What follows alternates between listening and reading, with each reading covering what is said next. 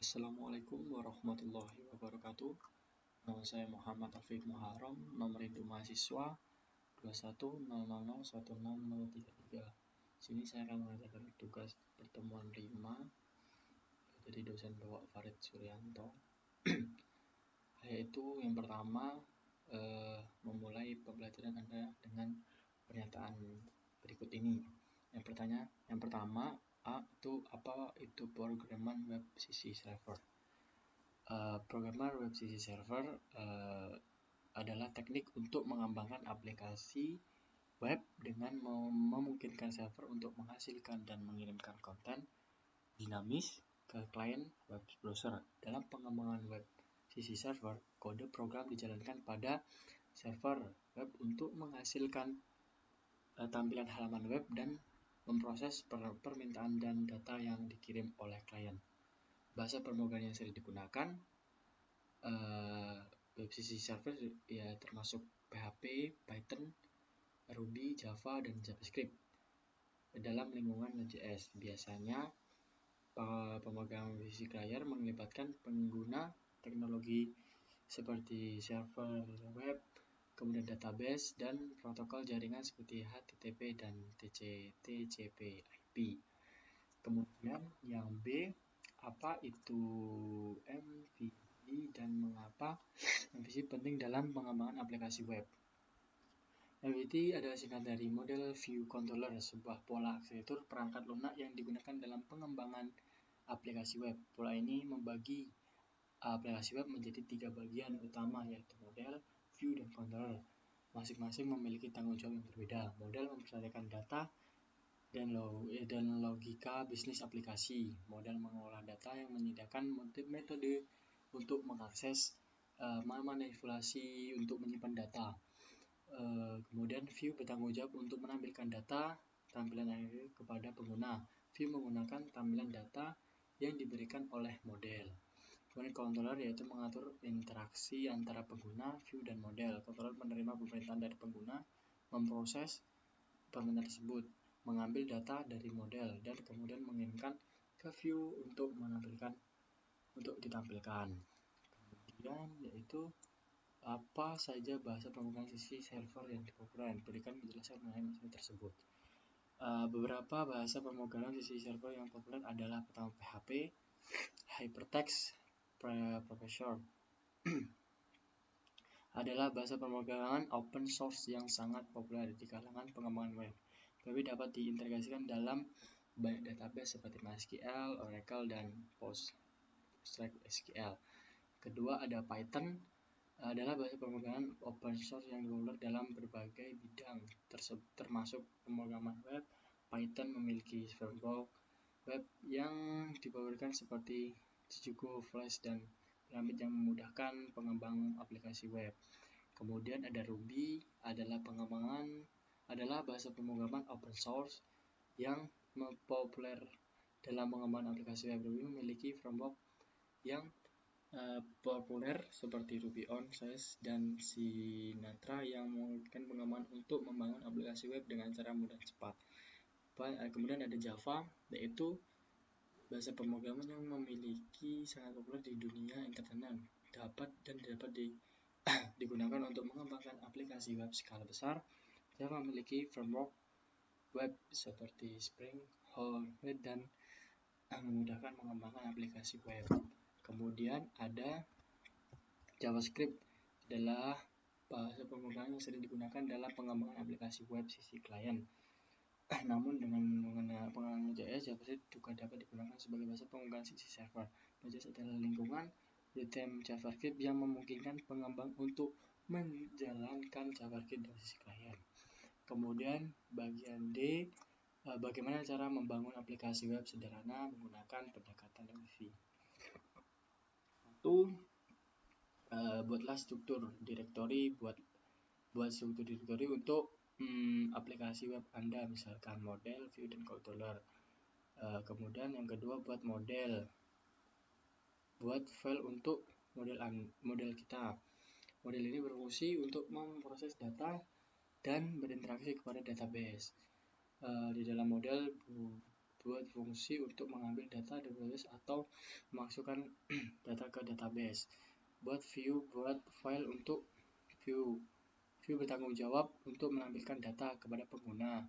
Dalam view, Anda bisa menambahkan tampilan dan makro HTML serta CSS untuk membuat tampilan yang menarik dan mudah dipahami.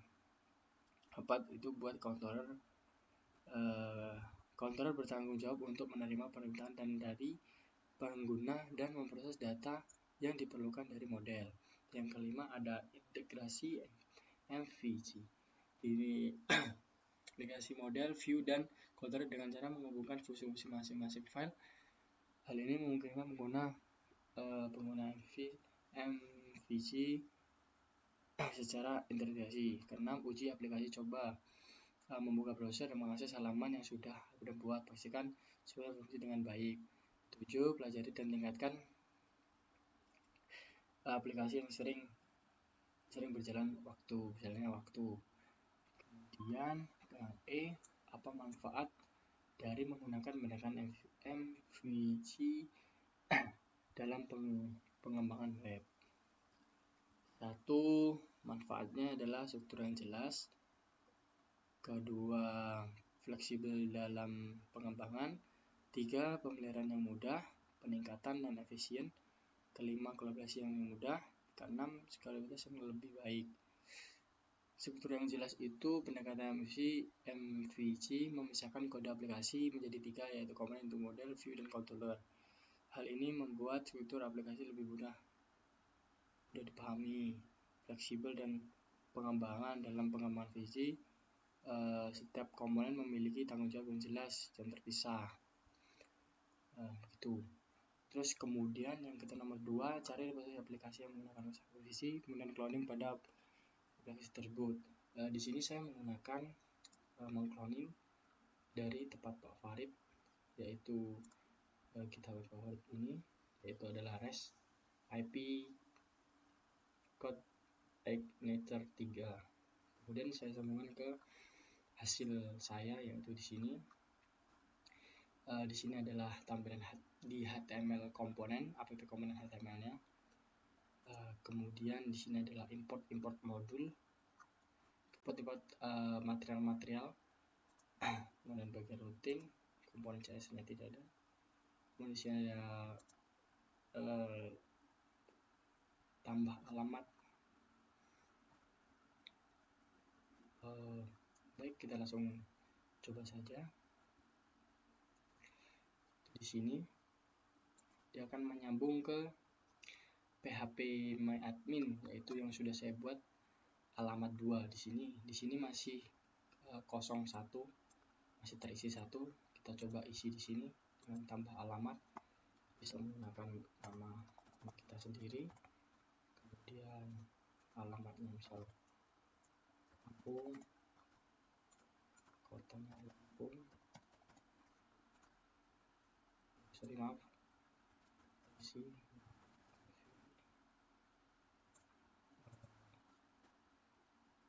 Lampung, kemudian kotanya Lampung, kemudian provinsinya Lampung. Kita isi kode posnya 9999, nomor HP-nya kita isi 887, terus emailnya kita isi yang sudah ada aja, kemudian kita simpan. Ini akan bertambah dan di sini juga akan bertambah.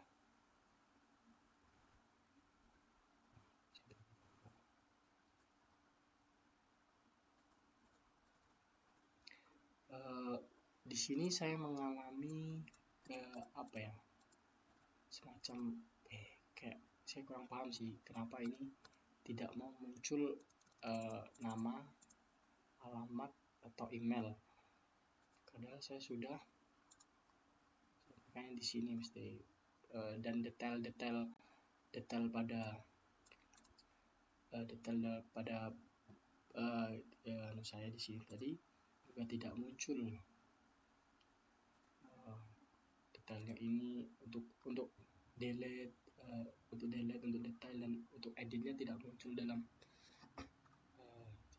milik saya tadi. Kemudian padahal komponen saya sudah saya import materialnya, saya sudah mengikuti dari YouTube-nya Bapak Farid, tapi tetap masih tidak mau muncul nama